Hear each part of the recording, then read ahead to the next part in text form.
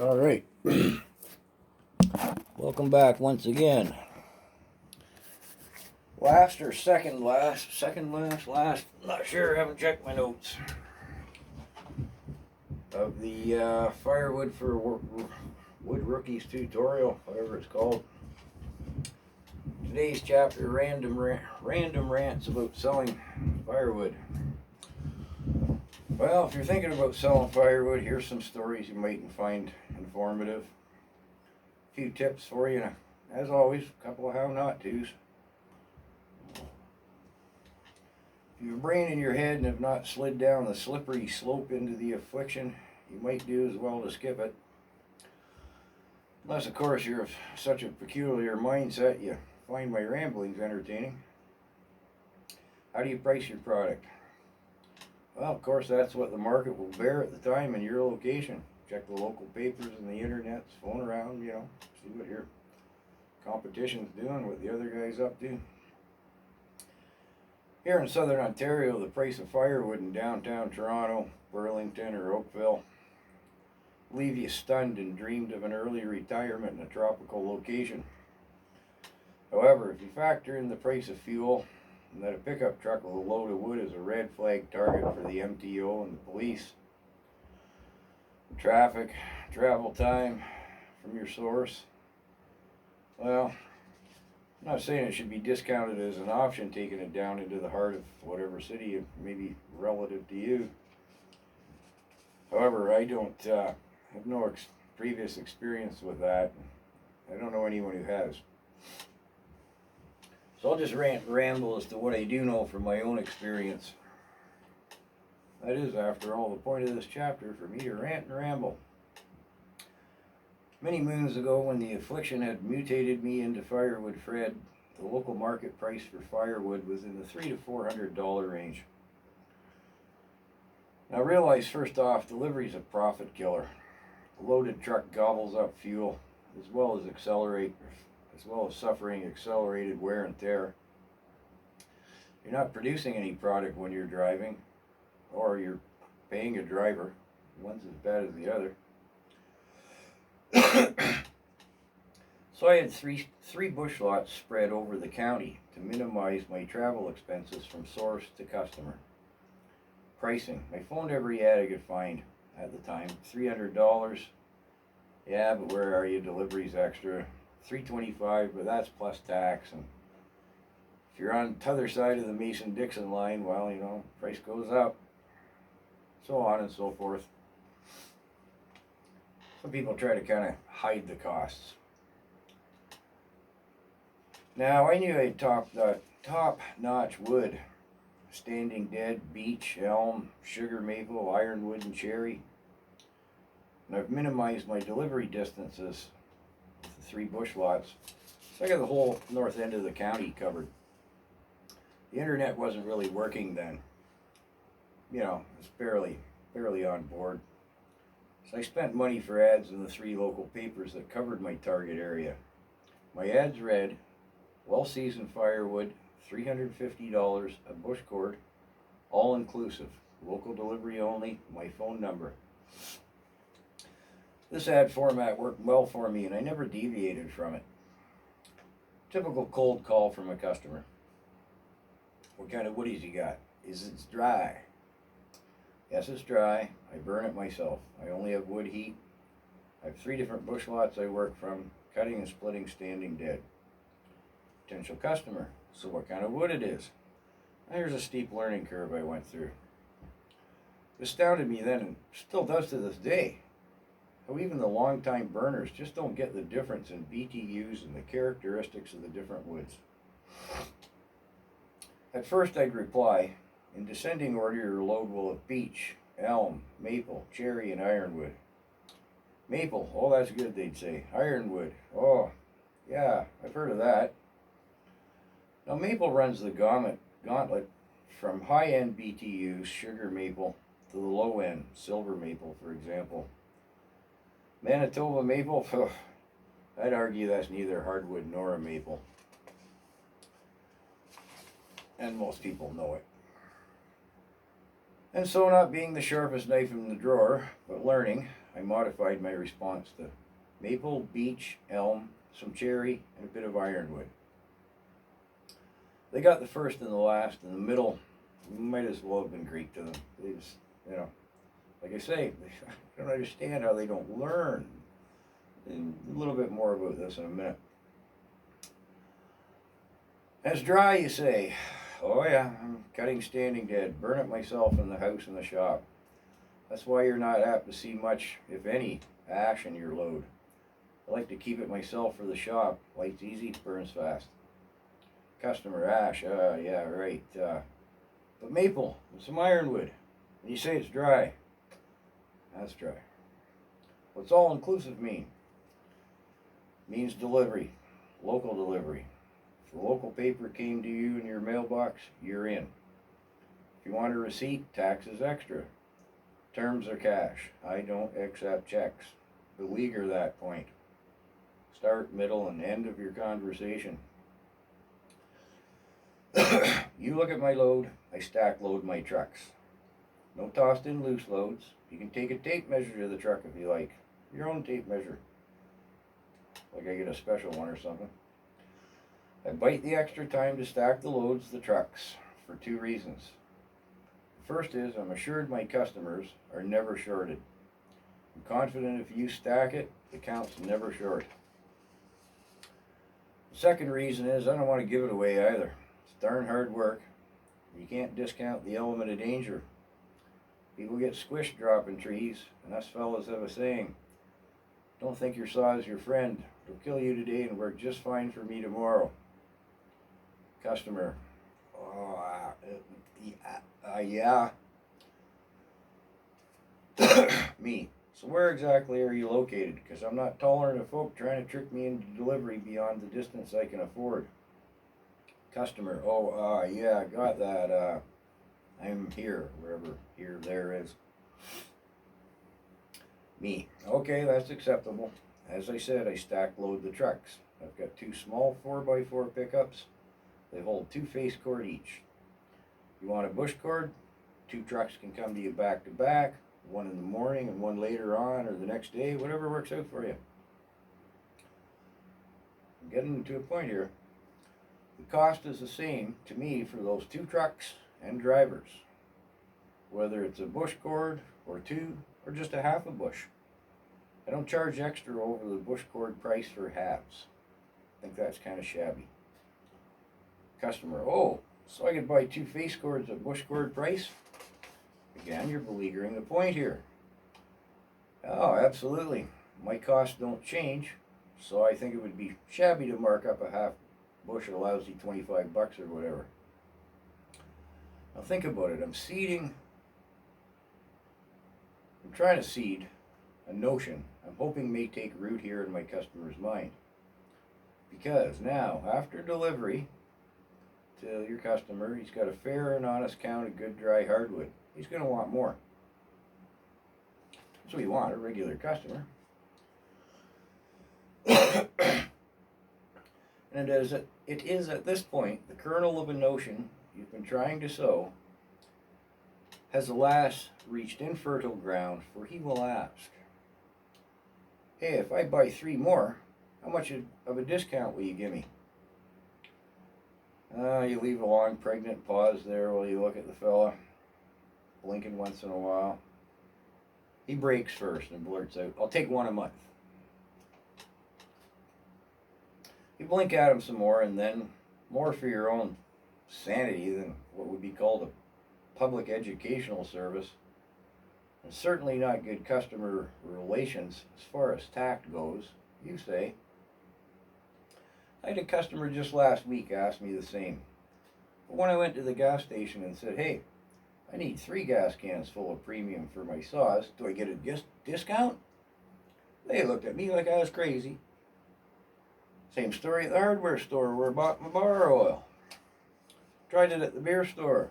Gotta cut more wood, need more beer. No discount. So I said to my crew, hey guys, I'm gonna sell more wood, cheaper. The only way I can do it is if y'all gotta work a whole lot harder or for less money.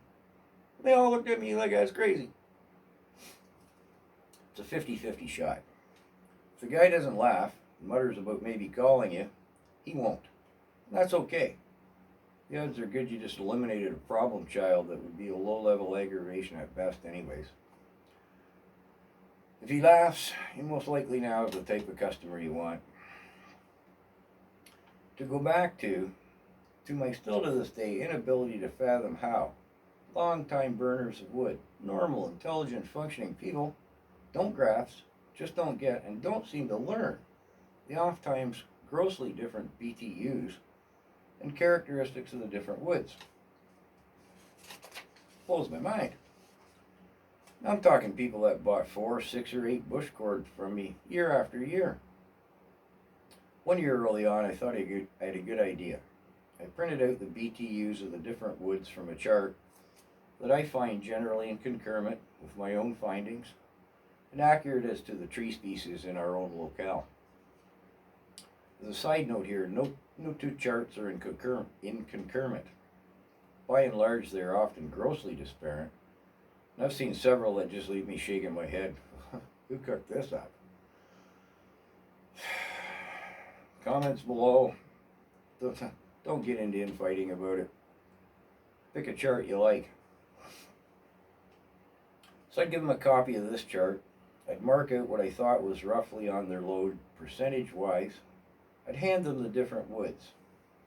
See, there's no mistaking this cherry and this birch, or the maple and the elm.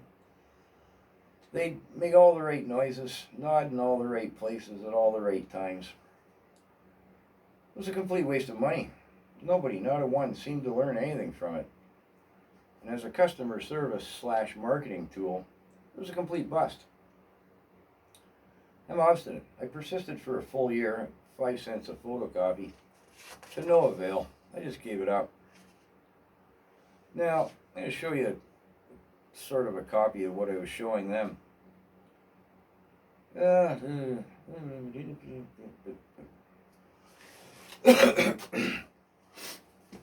Okay, so it would have been printed up a little tidier than this. It would have been a photocopy of one of the charts. I think that's probably coming through clear. These are the woods I would have been potentially delivering and the percentage I would have had on their load. Again, I'm holding the wood. I'm saying, this is beech. This is, do-do-do-do. They'd nod. Yeah, make all the right noises. I'd go back next time. How was your load? That was good. I'd hand them, another chart. This is the percentage of wood. They were starting the fire with a piece of photocopied wood chart I gave them. It was lost on them. It's alright. There's firewood, Fred. You're selling firewood. If you've just got 1 or 2 trucks for delivery, 4x4 half tons, little light to be carrying 2 face weighing an approximate average of say 2,000 pounds. Better yet, 3/4 ton trucks.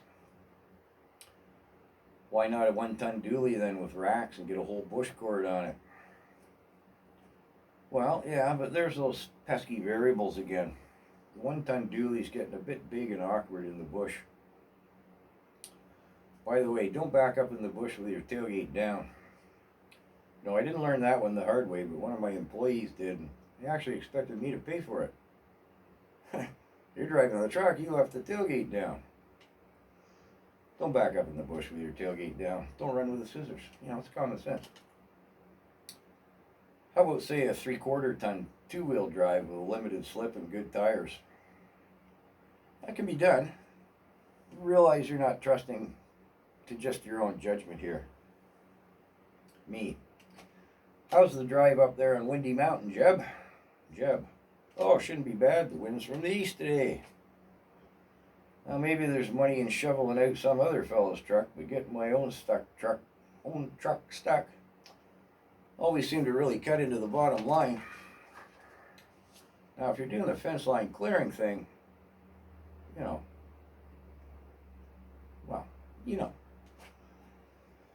Now here's one problem with only being able to deliver a half bush at a time. 2 trips. In between the first and the second trip, your customer may well have the goof. The goof come along. The goof might be his brother-in-law, a neighbor, whatever. The goof informs your customer he's an idiot for paying way too much for this crap wood you got him. The goof knows where to get real good wood for a fraction of the price. The goof doesn't know if his arse is punched or bored, but your customer may well be convinced. Not really, it happens a lot more than you think. Cash only, no checks. Never take a check. All it's good for is lighting your own fire when you get home. Insist upon it. See the cash, get the cash before you unload the truck. There's your load. You want it? Looks good? Show me your paper. I want to make sure it's good. Cash only. Paid by the load, so you don't get caught up in that goof factor when you come back with the second load. The goof's got your customer convinced it's crap. You've got a load of wood on. Are you going to go take that somewhere else, unload your truck, send another truck, pile the truck back up? No, don't get into that mess. The cash per load, eliminate any potential stupidity.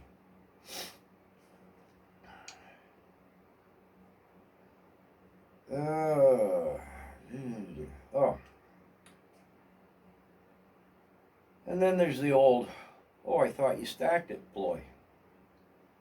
An eighth of a mile from here and 3 flights of stairs. I don't know why you'd think that, you say, having made it clear in no uncertain terms previously on the phone that while you're willing to drive the load to wherever was humanly possible before throwing it off the truck, nobody stacks wood. Well, that was part of it, they'll now reply. You look about the property, the wood's smoke-stained chimney and all the other pertinent clues. This guy's not new to the game. This don't strike me as your first rodeo, fella, you respond. Has anybody else you ever bought wood from carried it across that swamp and up the cliff for free before? Look in the mirror as you drive out. At least one or two or three able bodies will be emerging with gloves and wheelbarrows. They just, they got to give it a try. Now, if they honestly need help, an older gentleman, an older gal, they'll inquire on the phone if this is a service you can provide. On the subject of customer loyalty, don't expect it. There's an appalling number of doughheads out there that think they're doing you a favor. That dropping, bucking, and splitting thousands of pounds of wood, it's kind of hard on you. It seems lost on them. Even the ones that are bright enough to realize you actually toil for your money, they'll still shop around. Case in point. Sorry. Case in point, I had a customer I sold a bush cord to a month for 4 years running. He's on the phone midwinter and he's on and on about if my wood was dry and on about if it's dry. What? Where's he coming from? So somewhat confused, I'm looking through my wood book. I didn't deliver him a bush cord last month. First winter in 4 months I haven't. Whoa there, Smedley, I say. I see here in my wood book, I didn't deliver to you last month. Pregnant pause. Let me guess, Smed, you bought a bush from somebody else and it was wet. Well, yeah. Worst $25 you ever received, I laugh. Schmed, yeah. Pretty near froze. Couldn't get it lit. Wouldn't stay burning. The wife was not happy. It was terrible. Do you want a bush on Saturday then, Smed? Is it dry? Oh, yeah. Yeah. Well, you're dealing with the public. Here's another case I had. A young fellow cold calls, wants to buy a bush cord for his dad for Christmas. He's done his homework on measurements, qualities of wood, dryness. He's been thorough, By this time, he can get some information off the internet. Good for you, young fella. Due diligence. You don't want to get ripped off and come up short in your dad's eyes. I get it. I can and do respect that. I stack load my trucks, and you can use your own tape measure, etc. I make sure I go through it right, to the nth degree. I show up. The young man does indeed have his own tape measure, and 3 buddies. They measure the truck 8 ways from Sunday. They scratch with pencils and papers and calculators and fingers and toes, and come to the consensus it looks acceptable. I'll come back to free stacking. When I return with the second load, they've got it stacked up in the woodshed and are pleased it measures up. They're just getting their boots back on because they had to use their toes, but no, it adds up good for them. They proceed to measure my truck, same truck, yet again. More head scratching, buttons beeping, general confab. Okay, looks good. 3 days after Christmas, the young fellow phones up. I shorted him. How can this be, I asked. It was your tape measure, your pencil and paper, your calculator, and your fingers and toes. Well, look, he says, and I can hear a multitude of papers being shuffled about. 6 times 6 equals 42, so, yeah, 6 times 6 equals 42. That's what he said. Nah, go on, you say. Not really, true story. And close to one last one. My good friend Bob sold firewood for years. He shows up at this woman's place. He's got a primal load of beautiful dried wood, top-notch mix of woods on board. A load anyone would be delighted with. I'd have bought it then. If he showed up tomorrow, I'd buy one and ask him if he had another. Beautiful wood. The woman gripes about the wood she has now in stock, stacked in her garage, dry as a bone. Bob says there's nothing wrong with that wood. It rivals or perhaps even tops mine. If you can't get that to burn, maybe you best consider getting your chimney cleaned or your stove looked at or something. He doesn't want to say you're probably an idiot. Oh yeah, the load in the that she had already in there was red oak, beech, and elm. It doesn't get any better than that. No, she insists it's junk wood. Lady, that wood's as good or better than that mine, Bob tries again. If you don't like it, I'll buy it off you.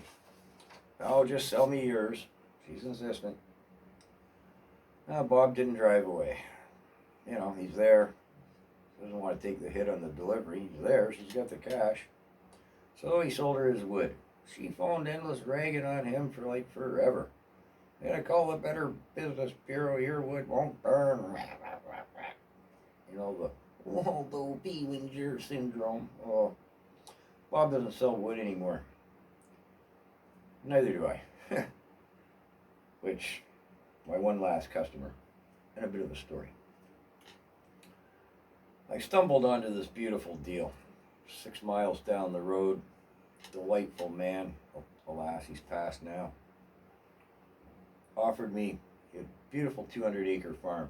I could clean up all the standing dead, mostly elm. I brought home 24 bush gourds, mostly elm, some cherry, some sugar maple. I didn't bring the ash because at the time they didn't want you to transport it out of the county. The emerald ash borer, they've given up on that now. It's spread. There's no more movement or travel restrictions. I took my Jubilee loader tractor down and an end tractor with an 8-end tractor with a little flat deck trailer. And I'd bring home 3 bush cords and logs, like 12,000 pounds, behind the little end tractor. Pull it off here with an old farm truck that doesn't go down the road. I was cutting alone by myself. I know you're not supposed to work in the bush alone. But to speed things up, I asked the farmer if he'd mind if I sold just, 4 bush cords, because I'm working alone, 24 bush cord, that's, 4 years worth of wood for me. Do you mind if I sell, 3 or 4 bush cords just because I'm toiling at this to get it done before the depths of winter comes, after the crops are off the field? It's really cutting into my other revenue streams because I'm in the bush all the time, and got a couple of buddies who come and help me on the weekends. They don't burn wood. I got to remunerate them in some fashion. So I pull out my wood book. I haven't sold wood in 2 or 3 years. pull it out, call about half a dozen customers that are right in proximity to this bush. And, fence line, clearing, farm, whatever. So, okay. I left a message with one guy. I didn't particularly recall him as being a regular customer.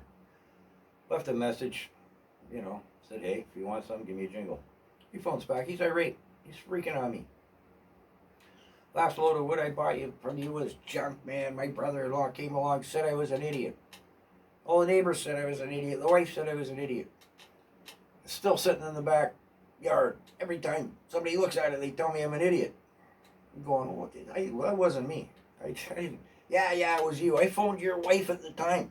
Told her I should have canceled the check. I said, I don't have a wife. Didn't have a wife then. Don't have one now. I don't take checks. He's still living. He's rambling on about how the wood's still sitting there. Every time somebody looks at it, they call him an idiot. What am I left to think? Well, you are. Why didn't you burn it? Then nobody'd be looking at it. He goes on and on and on. Finally, I said, well, you are an idiot, and hung up. And I didn't sell any firewood. I just gave it up.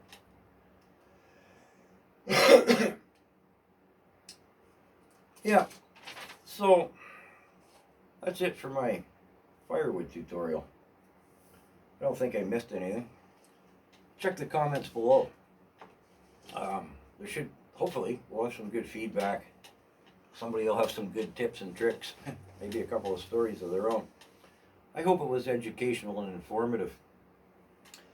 Now, if you're interested, I'm going to do a chainsaw operation how-to for rookies.